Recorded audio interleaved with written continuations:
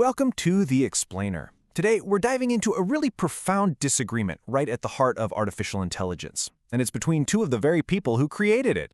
And this is one of them. Geoffrey Hinton. He's a winner of the Turing Award, which is basically the Nobel Prize for computing, for his foundational, game-changing work on AI.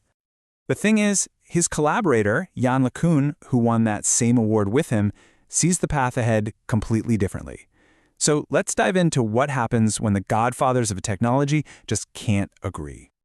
So Hinton and LeCun shared the 2018 Turing Award for pioneering the neural networks that are powering this whole AI boom. You could call them two of the three musketeers of deep learning. But now, they're on totally opposite sides of a really critical debate about their own creation. On one side, you have Hinton. He left his big job at Google specifically to warn everyone about AI's potential dangers. On the other side, you have LeCun, who's the chief AI scientist at Meta.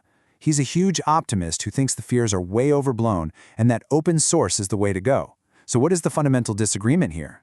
It really boils down to this. Is AI a tool that's going to amplify our own potential, like LeCun thinks, or are we creating our own successors, which is what Hinton is now terrified of? And Hinton does not mince words. He puts the chance of AI wiping out humanity at a staggering 10 to 20%. He warns we're in radically new territory, building things that could get smarter than us and, well, take control. And this quote, it just illustrates his point so brilliantly. Even in his best-case scenario, we are no longer in the driver's seat. We'd be more like a mother, evolutionarily programmed to serve the needs of this new, superintelligent baby. Hinton's logic is that any superintelligent thing is naturally going to want to preserve itself and get more power, which could put it in direct conflict with us.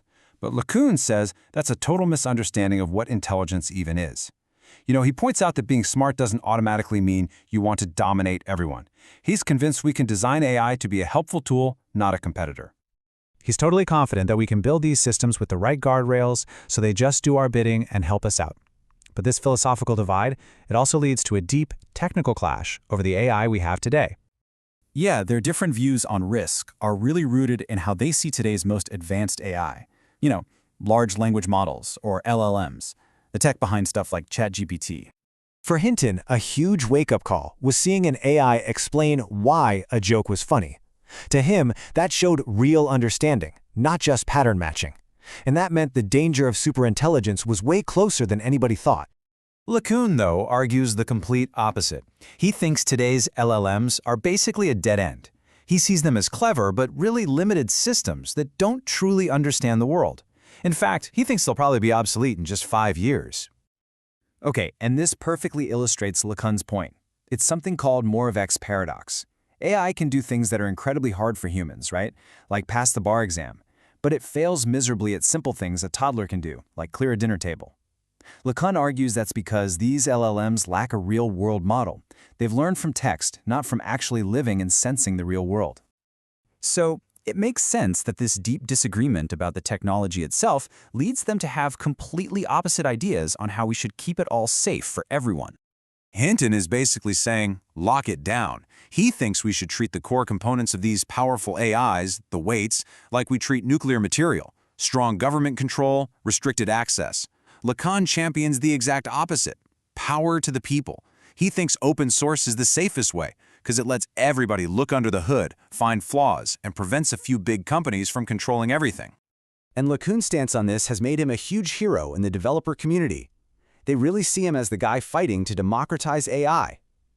So this all brings us to the final and most crucial question: what kind of future are these two paths leading us toward? When you boil it all down, the creators of our AI future are really offering us two completely different destinations.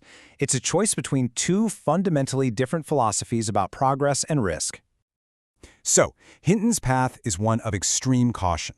It's a future where we might have to slam the brakes on progress to avoid creating something that could make us extinct. LeCun's path, on the other hand, is a superhighway of progress. It's a future where AI is our co-pilot, amplifying our own intelligence and helping us manage a more complex world. The debate between Hinton and LeCun isn't just academic. It's about the fundamental choice we all face. As these systems get more and more powerful, the question of which vision we choose to follow, caution or acceleration, closed or open, is going to shape our collective future.